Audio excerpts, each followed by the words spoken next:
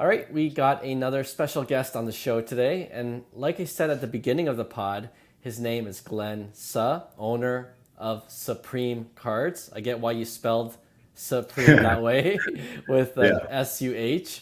I'll correct. put the link to his Whatnot page in the show notes below. But for those who are into Star Wars cards, you probably heard of Supreme Cards as they have nearly 10,000 followers. Now, Glenn reached out to me a couple of weeks ago asking if we talked about non sports cards on our pod. I said we mostly talk about sports cards, to be honest, but we're always open to learning more about other areas of the hobby. Loyal listeners will know that our friend Roy was on the pod to teach us more about Pokemon cards last Right. year. So, in the same way, I asked Glenn if he'd be interested in coming on to teach us about Star Wars cards, and we're glad he accepted our offer. Plus, I think it helps that Glenn also collects and is knowledgeable about sports cards, so he could probably more easily explain Star Wars cards in Yeah. terms we sports cards collectors Yeah. understand. I'll tell So you in sports cards terms. Yeah. awesome. Without further ado, you just heard him. Glenn, welcome to the pod. Thank you. Thank you, man. I appreciate you having me, Clark. Yeah, so this will be exciting. All right, before the pod, I messaged you asking for a brief bio so I can learn more about your hobby background. And there were a couple things you mentioned I was really curious about asking Yeah. you. Yeah. First, as I just mentioned in your intro, you started off collecting sports cards before you went all in on Star Wars cards, and Correct. you also mentioned it started at an early age when your dad worked at Professional Coin Grading Service, or PCGS for short, which is Correct. actually a sister company to PSA. So it looks like you had some access to raw cards and graded slabs even back then as a Yeah. child. So I'm wondering if we could start our conversation there. Like, what Yeah. do you remember about collecting cards back then? And did you keep collecting until now, or did you take a break like many of us did and then return to the hobby later in life? Yeah. So that's a good question. So yeah, my dad working at PCGS, naturally, he was pretty much shown this world, right, of grading Mm, service. And that's where he learned about cards. He's a huge basketball fan, so he was collecting Michael Jordan, stuff like that. So he would get cards slabbed and he'd bring them home for me. And I'd be like, what are these? And he explained it to me, right? Like the value is higher and condition and mint. yeah. So at that early age, I got really exposed to slabs early. So I already knew what they were. I started collecting them with my dad. I was into Pokemon when I was younger as well. Obviously, all of us were really collecting Hmm. Pokemon cards. I'd say I stopped probably around 14, around there. So I didn't stop as early as most people did. I still kind of continued because of my family, right? My Yeah. dad's ties to it. So after that, I stopped for a bit. And then really, I'd say in 2019, a little bit before that whole like whatnot and all that, like sports cars went Right. crazy. It was a little bit before that I actually was already getting back into the hobby. Okay. So it was funny because I saw the wave of all these people coming in all of a sudden. I was like, wait, what happened to the price of wax? Like it was not that much Yeah. expensive. And then yeah, and ever since then, I've just been collecting steadily. And it's like I said, started with sports. I still do a lot of sports. I still collect a lot of sports. Okay. I'm just a lot pickier now, and I don't really do breaks as much. I'm more so buying what I want.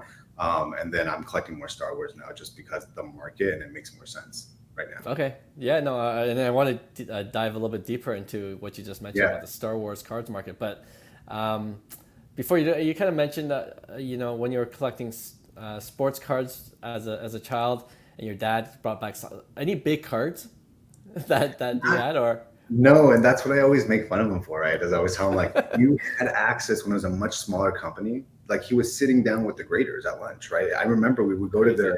their company parties, and they were just like picnics out in their lot because they were so Mm, small, right? So like it was just crazy because I'm willing to bet at that time if you're like buddy with somebody like, hey, give me a good grade. It's such a small company at the time, you're yeah, right, probably right. possible. But it was just funny because I was like, you could have got all of them to tell you what to grade, what's gonna appreciate. Yeah, But he just didn't have any interest in that stuff. He collected like stamps and coins and stuff like that. And he liked basketball and he had cards that he graded, but it wasn't the level that we're at today. With most of us in the hobby. sure. Yeah. That's so funny. But nothing big though. I always look back. I'm like, wow, what else do you have? And he shows me like Michael Jordan stuff, but they're just like normal upper deck, like common cards that he just drop graded. Right. Yeah. And only if you had that like 85 flair or, or Dude, 80. I'm like, Dad, you couldn't just grab like a Kobe Bryant, like just cause. It's probably so cheap that rookie year too back then. Yeah. Uh, but yeah, it was just not even a thought for him. Okay, that's funny. And you also mentioned you came back around 2019. Was there anything in particular that made you want to come back into the hobby at that time? So yeah, it was because I actually found all my Pokemon cards. I was moving and I found all of them and I found the slabs and all that. And I was like, what are these worth? And you start going on eBay, right? And then I was like, what do they Yeah. look like now? And then it's like, oh, you learn through threads and Reddit, like, oh, there's Whatnot, there's apps and stuff like that. So I was at the very, very like before Whatnot got released, I was like, what is this? Because I was breaking on IG, Yeah. like buying from people. And then when Whatnot came out, I was like, whoa, this is crazy. They like systemize all of it. It's all logistically organized. I'm like, this is awesome. This might go somewhere. And I think that's what really helped with the hobby though, right? It's because people were doing Hmm. on IG, even for me, if I spent X amount of money after a certain point, I'm like, am I gonna get these cards? Like I'm gonna get these cards, right? He's gonna make sure he sends me the right cards, right? Like Yeah. there's all that worry. I think that's what really made people hesitate buying online through a stream. And then once that happened, it really helped, just streamline everything. Yeah, totally makes sense. Yeah, for sure. I would agree with you 100%. Okay, now tell us when you went from collecting sports cards more exclusively to going all in on Star Wars cards. When did that happen? Yeah, so it all started with me being on a Whatnot stream, one of the bigger sports streams, and I'd be watching all the time, buying into the sports breaks. And then when there was release date for Star Wars, a couple of the breakers are super into Star Wars. They'd be like, "Oh, we're gonna rip, release date, Galaxy, Masterwork," which are like the creme de la creme, and it made sense for that room because it was a premium room. Mm. So I just got exposed to the premium Star Wars product right away. I wasn't a Star Wars guy like that. That's the crazy part. I watched the movies, but I was just like anybody else who was like, I Yeah. gotta go watch Avatar. I gotta go watch, all the big movies in the theater, right? Star Wars was one of them. But I wasn't by any means like a Star Wars head. And I saw these cards and I was like, wait, what? Star Wars has cards? And then they're like, yeah, they're probably the most beautiful, but they're slept on because people don't know about them. Hmm. And when I saw these cards, I fell in love. I was like, wait, there's sketches. I'm an art freak. I've studied art my whole life. I come from streetwear, so I appreciate art a lot. Yeah. So when I saw the design aspect of Star Wars cards, it's not a template, right? Where with sports cards, you see a template. It's like a different position, or it's like a splash or some type of insert, right? It's just a different picture. Yeah. With Star Wars, you don't have that. Everything is a different scene. All 100 cards in a set are different scenes. Mm. So, like for example, I have some cards here. You'll see like this card here. This one here is Yep. like completely different from this one here. There's no template, right? There's no like, they don't look the same. They just Yeah. swapped out Vader with like, RC3PO. So that aspect of it, I really, really liked. And that's what caught my attention. And then when I found out there were sketches, look at these. Like when I found out there were sketches, these are sketches. Someone That's drew crazy. it. It's a one of one that Yeah. someone drew, right? Like they use oil, they use whatever medium they want. Yeah. It just intrigued me, and I was like, "This is beautiful." That's crazy. And those sketches, those cards come out of the packs. Correct. Yep. Wow. And their case hits, right? So there's like one per case, and it might be a outline black and white sketch. It could be worth $75, $100, Hmm. but then you have masterpieces like something like this that could come out that goes for 2 to 4K, right? And this is Angel Avias. He's one of the best sketch artists that for tops in general. He does it for all their like baseball. But you get something like this, it sells for like 2 to 4K, right? So Nice. it's absolutely crazy the value that there is in Star Wars, and that's really why I transitioned. It got to a point where I was selling sports slabs, but then I was like, I can never sell wax because I felt like there wasn't value for my customers. It's like I'm selling you this knowing you're going to tank, right? Unless you get the lottery. So for me, I understand sports, and that's why when you said that, I was like, exactly. I can tell you in sports terms, when you buy a box of Prism, right, or Select basketball, football, let's be real. You're buying that for $1,000, $1,200. You're getting back maybe 100 to 150 cards that you actually would want to even post and sell. You could dollar out every single card, sure, but no one does that, right? So then realistically, you get a big case hit. Even sometimes, like Obsidian, I was chasing. I got a Hertz Color Blast. I had to buy 3 boxes of it. I could have just bought the Color Blast, right? It doesn't even make sense. With Star Wars, it's not like that. The price point is so much lower that you're talking about $150 to $250 boxes, but you can pull $24,000 cards out of them. You can pull like the ceiling's not as high, but the entry and just to be able to get in and be able to hit, there's so many things in between that too, right? That you can pull. Yeah. But the crazy part about Star Wars is grading. So when a lot of my friends see me ripping through cases of Star Wars and they do sports, they're like, are you crazy? I'm like, oh, I'm gonna get my money back. They're like, what do you mean? I'm like, I'm gonna grade every single one of these cards and they're gonna sell for a profit. And then I'm gonna get to keep all my hits. and I'm going to be able to pay for that box for free. That's how I have all these nukes right here. I have like literally 2 suitcases. People ask me, do you buy all these? I'm like, yeah, no, I bought the cases and I ripped it, but then I graded. And that's the hardest part, I have to admit, right? It's not that easy. You have to have the money to grade up front to get the money back, which is tough, right? If you're grading thousands of cards. But if you do that, you actually can get your money back. And I know a lot of my friends, they try to counter me and they go, well, then you got to get all 9s and 10s. And I go, well, that's the crazy part. Star Wars QA on the product is so crazy. You have to like try to get an 8. Like you have to try to submit an 8. Like it's hard. Most of them come out 10s, and honestly, and some of them come out 9s, but you normally end up winning. And I think with Star Wars, it's interesting because I think you have not as much awareness of the product, and you also probably have more kids ripping it, you know, as a percentage of market share compared to like the total, that the kids don't have money to grade. So when you do grade a card, you see cards in a 10. You know how in sports they go 3x? That's a lie. It goes to 2.5, 3x for maybe a premium player, right? Like Burrow or Brady. But in Star Wars, people are selling gem 10s for 8x, 6x a raw. Crazy. Because people aren't grading them and they don't have money, and some people just don't do it. So then if you do have that money, you have that advantage of being able to grade, and then people are like, well, there's not a lot of options. There's not a bunch of Vaders being graded, right? So it's a lot easier to sell. It's more liquid. That's kind of why I changed. And I was like, this is crazy. I was able to offload Star Wars so quickly. And then I went to shows and people were asking, what are these cards? What are they even like cards, or do you even like anything? It's just like Star Wars. We're like, this is cool. Do you have that in a Padme? Do you have that in a Yoda or Grogu? And I was like, sure. And what they were willing to pay for it was like, it made me assured me that there's a market for this. Like people see the value that I'm seeing, and they see the beautiful work and the designs, and they're seeing the value. And like more than ever, I am seeing sports cards people in my streams. And that's the reason why I reached out to you, because I don't think people know, right? And they don't, because I talk to these customers. My running joke in my stream is, a year ago when I started, we had no sports guys. So every time there was a big game on, I could go on and stream it. All the Star Wars guys were on their buying because they don't even care about the sports, right? But I can't get an update on the sports because I care, and I'm streaming, so I can't watch it. And then now, 40 years later, I have guys in there live updating me on every sport. There's so many sports guys that have crossed over because they're just like, I can't keep paying for a $1,200 Prism and getting $150 back. So they're like, I like Star Wars, I like collecting. And so they're pivoting. And so like I asked them, why are you here? Like, how did you find Star Wars? And it's exactly what I just said. They're always saying I got priced out, it didn't make sense, and I just felt like this was better. That's so interesting. Yeah, no, right after this pod, I'm gonna start looking up Star Wars cards, see what's out there. And I mean, sorry, go ahead. No, you go. No, I was gonna say it's crazy because when you say that, like, I just looked up the cards I bought last year. I collect Vader, so I bought a lot of his big low number cards from premium sets. Dude, when I bought them, I was like, this is so cheap for how low, like the low pop is out of 25 PSA 10. I bought that Vader for about $200. I looked at the price today. It's less than a year on my eBay that I bought it for that. It's $600 today. Wow. Crazy. It's absolutely insane. And it's been like this for almost all my cards. I just haven't lost it. And so that's why for me, I was like, I need to bring the awareness, because I think there's a lot of Star Wars fans. I think they just don't know it's an option, or they just think, are those even worth anything? Or like, do people even collect them? Sure. But a lot of people do, and they're starting to if they didn't before.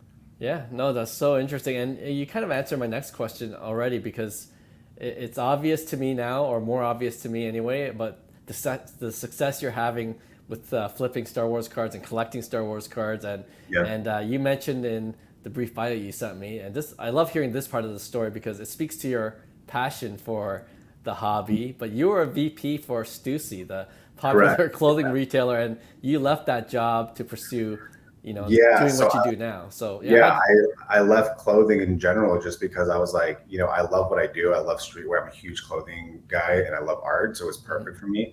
But I've always wanted to own my own business. And you gotta understand, I was buying cards like avidly in 2020, so I never thought this would even come to fruition. It's just weird how it happened. I started streaming while I had a full-time job being a VP, and people would be like, why are you streaming? And I'm like, because I like it. It's fun. Like, I like the community, meeting people, and I just kind of got addicted to it. So I started doing it, and I started sleeping like 4 hours a day, running this full-time job while streaming every minute I could. And it just kind of turned into this, and now we're here. And I fully quit, and I was like, I have to commit to this because I think this is like my calling. This is what I want to do. I don't think it's work. And Clark, if you would have asked me a year ago, what do you think about that saying that if you do what you love every day, you won't work a day in your life? I would have told you bullshit. If there's a job that you want to do, like I love playing music, I love, collecting cards. It's like, kind of making money from it though. Usually you can't, right? So I always tell people that's a dream, right? But now it's crazy. Fast forward a year where it's like I never would have thought that, and I'm just like, yeah, I love what I do, and I don't think it's work every day. I feel blessed every day to be able to get up and run a stream and look at cards and rip them for people, like, and collect them and grade them. It's absolutely crazy.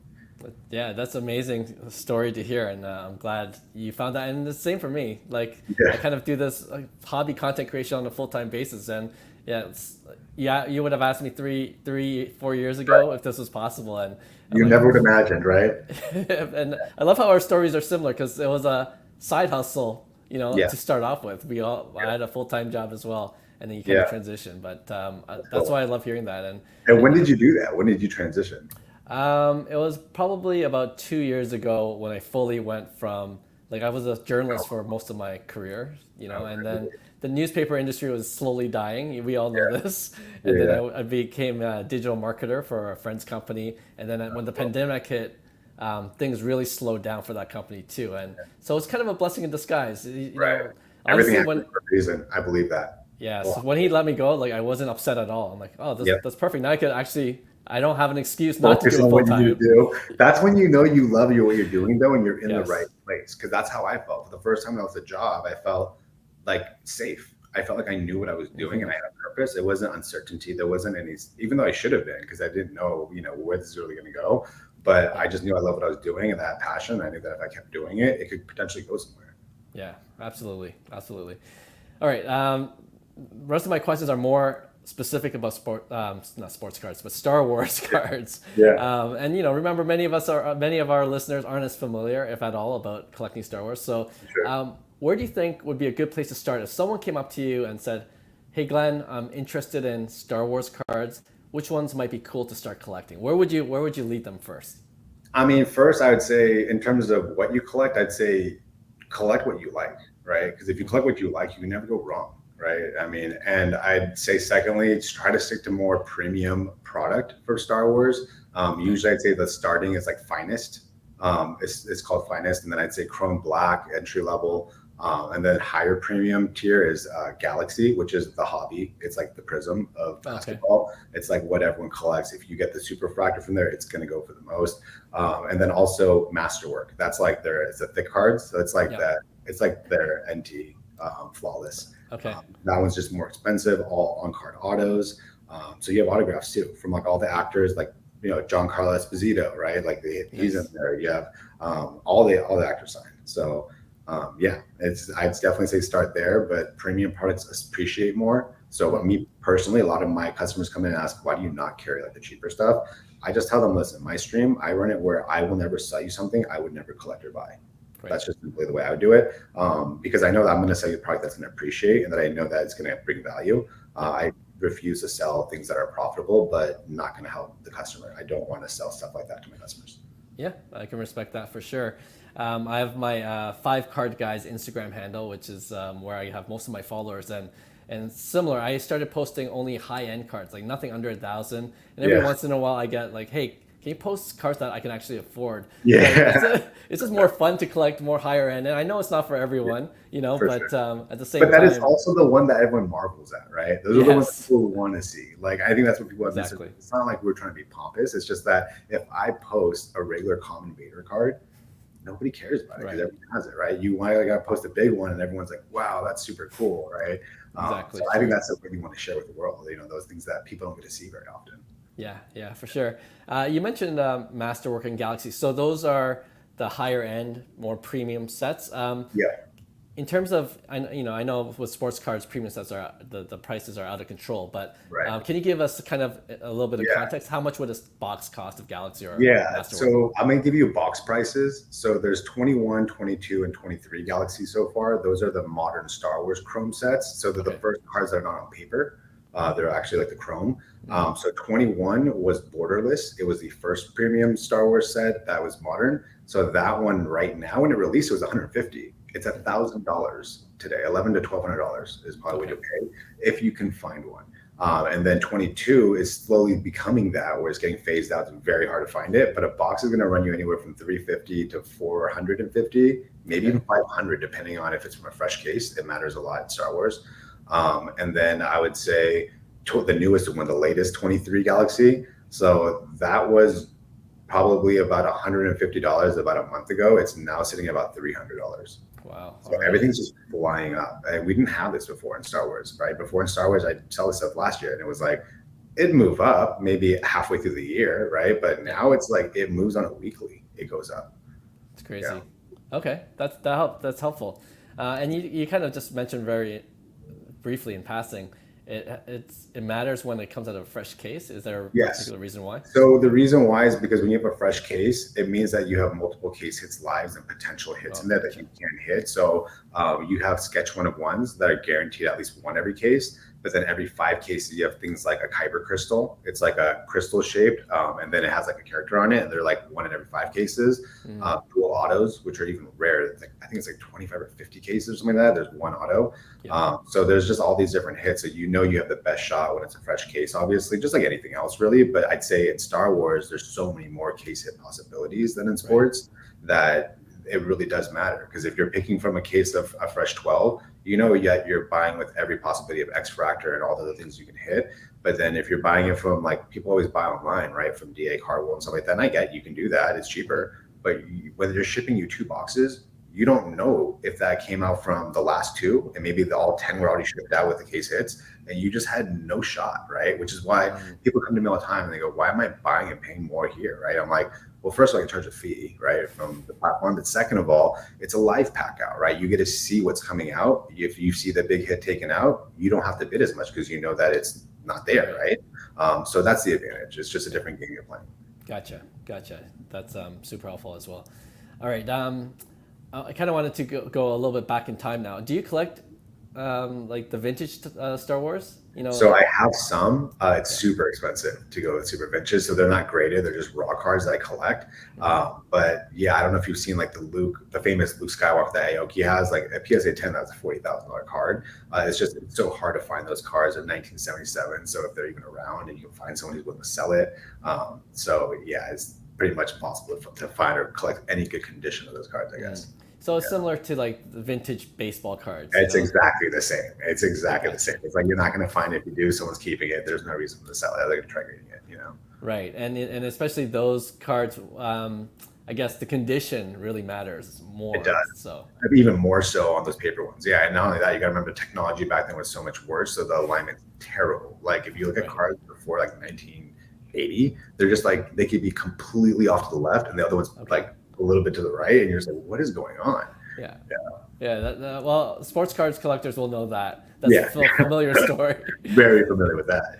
Okay, yeah. I mean, I know that much about Star Wars because you see those big Luke Skywalker 1977 top sales where they're going for tens of thousands of dollars. So is Topps the only one that manufactures Star Wars cards? They have the only one that has licensing to it. Yeah, the licensing rights, correct. Okay. Okay, so that's another question I want to ask you now. We kind of already talked about the more modern Star Wars cards, and I feel like there's a lot of different sets out there, right? You're just how do you keep track of all of them, or is it just like once you get into it, you just start to learn? Once you get into it's just like sports, right? Like when I first got into sports, I was like, Select, Prism, Absolute, like what is all this, right? And then you kind of understand there's like an order and hierarchy for depending on each person, and what's your buy-in, right? Like what can you actually afford to collect with? So it's kind of the same way with Star Wars. There's just different levels, and actually it's funny because if you really just think about it, you look at the product names, they're actually products that you have in sports. Like, so a lot of the baseball, they have Chrome Black, they have Finest, they have, it's a very similar, they have Chrome. It's the same thing, it's just Star Wars. Yeah. No, that's, it'll make the transition that much easier then. Yeah. All right. You also talked about this already too. I've seen autograph cards and some sets of the actors that play the different Star Wars characters.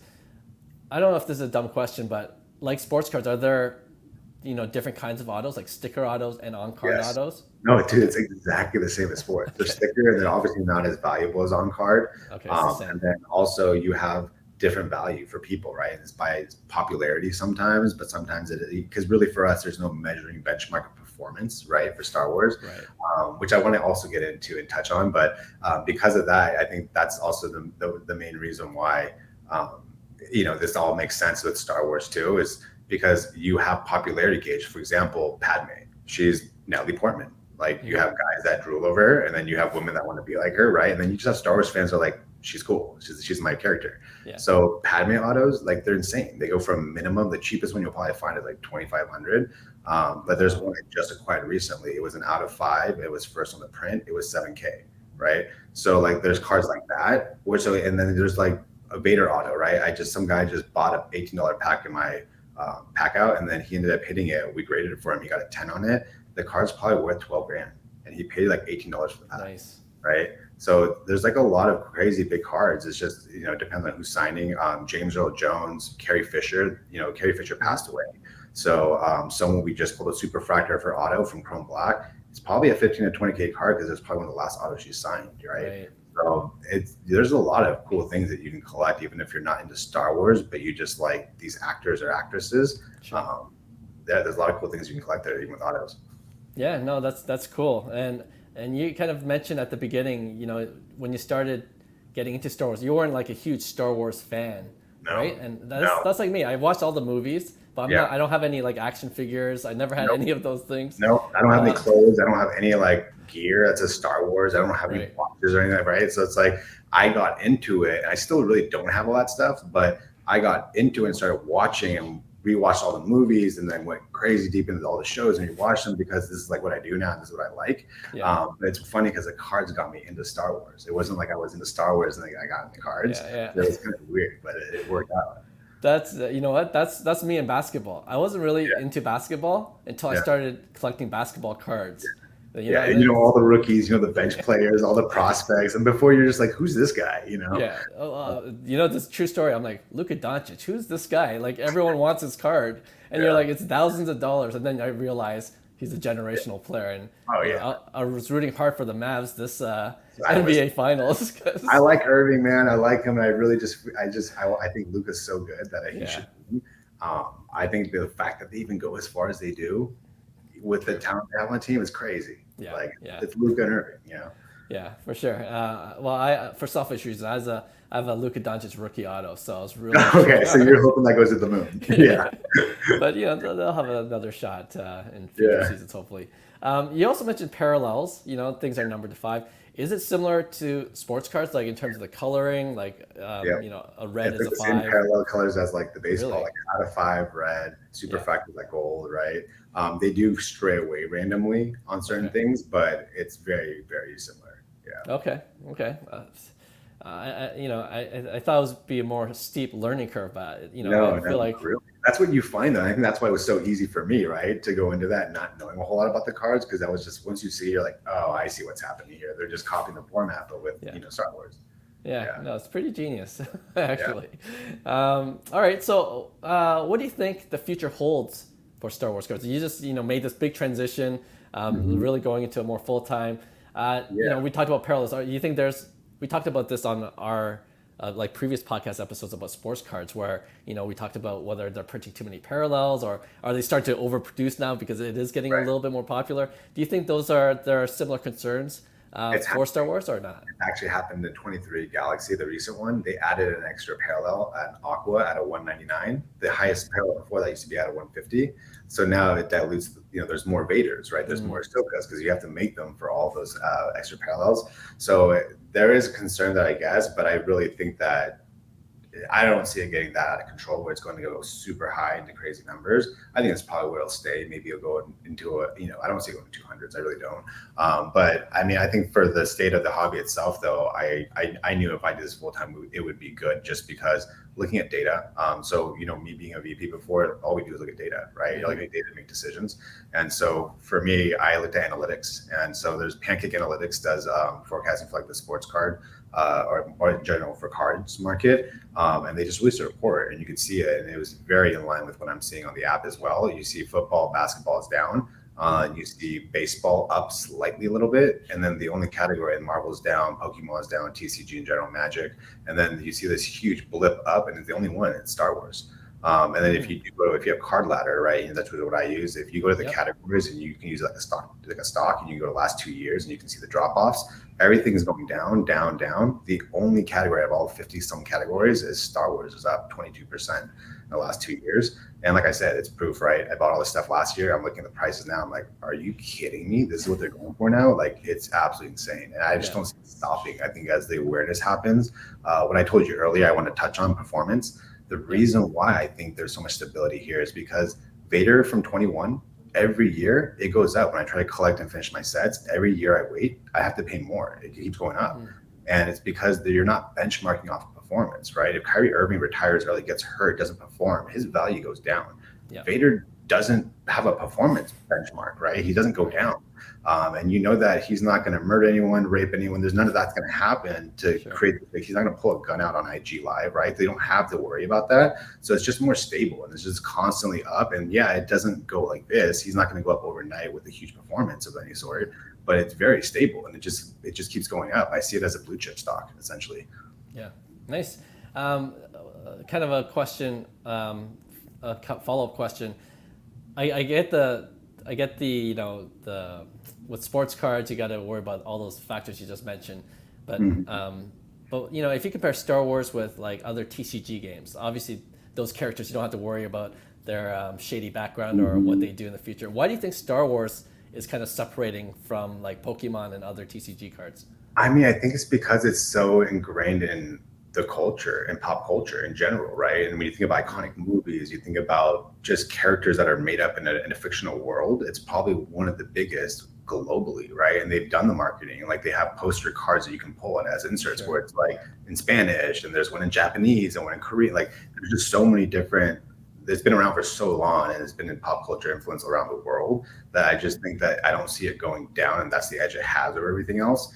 And then it's just the awareness, which is why I'm here, right? It's like I feel like people just need to know that they exist, and once they see them, they're not going back to sports. I'll tell you that right now. Like, they might continue to dabble, but I don't think they're going to go ham into sports again. I think they're going to get smarter and be like, this makes more sense. I like sports. I like Star Wars. Sports, it's hard to get my money back if I open wax. Star Wars, I can, and it makes sense, So I think that's what's happening right now.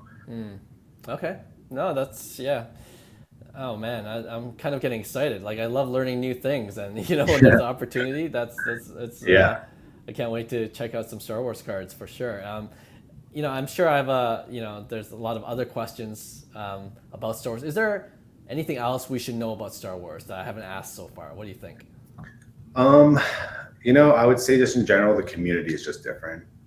Even like the people involved, I mean, the signers and all the actors and actresses, you'd be surprised. I tag them and I put that, when there's an auto, and they always like the comment or respond. They go, that's a cool card. Thanks for tagging me.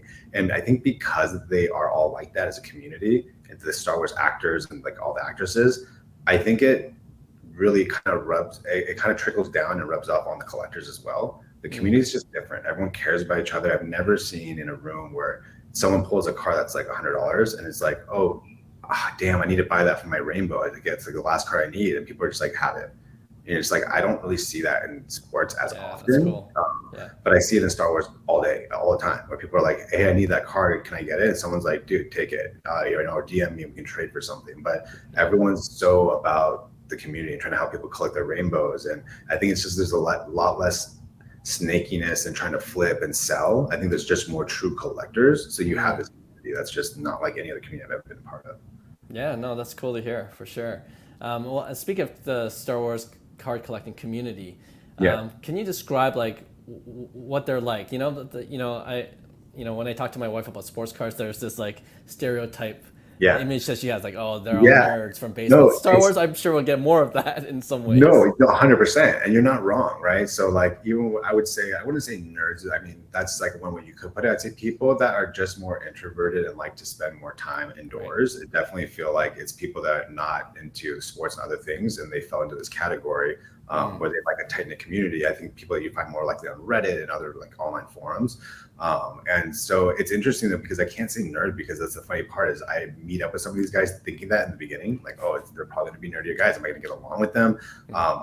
There's so many guys that are they're very normal. It's funny because you get this thought and you think they're gonna be like glasses. I work at NASA, right? Like, no, it's not even like that. They're just normal Yeah. dudes. And so it's really interesting because I definitely thought that. And I would say there's probably more of that than in sports, right? People that are just spending time indoors and people that are as active with sports and don't care about sports. But I definitely see you have tons of guys, just like I said, from the sports community coming over. Right. So it's when I go to these things and I expect a certain type of person, and it's just not. It's a totally different person I expected, you know? Yeah.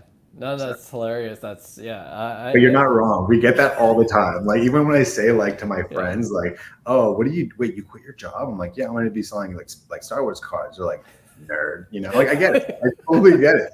And like we don't even take offense to it. Like in the community, people will literally be like, "We're nerds." Like you know, it is. We own it in a sense. It's just like we don't really believe that, but it is what it is, and we'll play along with it. You know. No, you know what? I could totally empathize. Like we get that from the you know collecting sports cards. It's kind of the same thing. Same thing. Yeah, you're the guy that collects a card, doesn't play the sport, right? It's like that's like the whole thing. They think it's like a nerd collecting thing, you know? And it's like they're just normal people. Or they'll think I said sports cars, and that's kind of cool. And I'm like, no, it's cards, sports cards, those cardboard pieces. I've had to backpedal before on someone and be like, "Oh yeah, sports cards," and they're like, "Oh, that's so cool. How fast do those cards go?" I'm like, "No, it's cards, not cards." Not cards. We've had same stories, I'm sure, with other collectors. Yeah. Well, Glenn, appreciate the time you gave me to like just learn about sports, Star Wars, and I'd like to always end the interview with some rapid fire questions if that's okay. Yeah, go for it. I'd like to ask this one first for like sports card collectors. So I'll ask you for as a Star Wars card collector, what's your favorite PC Star Wars card that you have right now? It's got to be the Star Wars Saga. It's a Superfractor 101 that I pulled, and I have the full rainbow now graded, but it would be this card here. It's basically all the OGs from Star Wars on it, and it's the 101, and I got it in the PSA 10 when I graded it. Amazing. Yeah, I love it. I love the artwork on that too. Any Grail Star Wars cards you're currently chasing? Yeah, I'm always chasing Superfractors or 101s of any type of Mandalorian. Ahsoka, I want to say Vader, but he's just so expensive that there's just so many Vader collectors. So I'd probably say Ahsoka and Mandalorian. Okay, cool. Yeah. Can you name a couple of Star Wars cards you think are just really underrated right now? Yeah, I think the set called Celebration is very underrated. It's a top set that is actually created for a Star Wars convention that happens every 2 years at a different part of the world. So like last year it was in Europe, so it was Celebration Europe, and all the artists that sketched for the cards were all European artists. And then in 2025, I'm going to Japan for it, and it's going to probably be Japanese artists. So I think that's the most left on set. Yeah. Okay, so the Celebration, they're all like sketch cards? They're sketch cards that artists sketched, and then they print those and make those the actual cards. Gotcha. And then the actual artist proof, like the one that they drew it on and submitted, it's a chase as a sketch live in the product. And those go for $1,000 potentially. Yeah, that's cool. That's cool. You kind of already answered this in our initial interview, but what would you say is the most bullish reason you have to think Star Wars cards have a bright future? Yeah, I mean, like I said, I think it's really because of the uniqueness of the product and how unique every scene is and every card is. And then also just mixed with the fact that the awareness is so low, right? So there's only upside. I feel like there's like only more people are going to know about it because not a lot of people know about it right now. Yeah, cool. And last question we like to do for the rapid fire section is a little bit more Canadian centric because we're based out of Toronto, Canada. Okay. So I had to think, I'm like, how do I make this Canadian centric? So there's a Canadian actor who played Anakin Skywalker, who later turns into Darth Vader, of course, and his name is Hayden Christensen. So what are his cards worth? Are they worth collecting? Yes. So if you're talking Anakin himself as a character, yes, of course. And then if you're talking about the auto, Hayden Christensen himself, that is probably one of the top 3-4 autos. No way. Yeah, 100%. I mean, other than like your Hamill and Fischlers, which are like, that's very few of them out there. Yeah. I mean, you're really talking about Ahsoka and then Christian Hayden, who plays Vader. Definitely the tops. Yeah. Okay. 100%. Yeah, there you go. Shout out to fellow Canadian actor Hayden Christensen. Yeah, shout out to Hayden Christensen. Yeah, awesome. Glenn, once again, thank you for your time. We appreciate your insight and your Of course. knowledge about Star Wars cards, and hope to connect, in the future. And Oh, if I see definitely. a cool card, I'm gonna DM you. It's like, hey, how's You this hit me card? up. You got any questions about Star Wars, anything? You definitely come my way, Clark. I'll help you out. Awesome, appreciate that. And Supreme Cards is where you can find Glenn streaming on Whatnot. Again, I'll put that in the show notes below where you can find him. So thanks again, and we'll talk Awesome. soon. Clark, thank you so much for the time, man. Appreciate it. Have a good All one. right.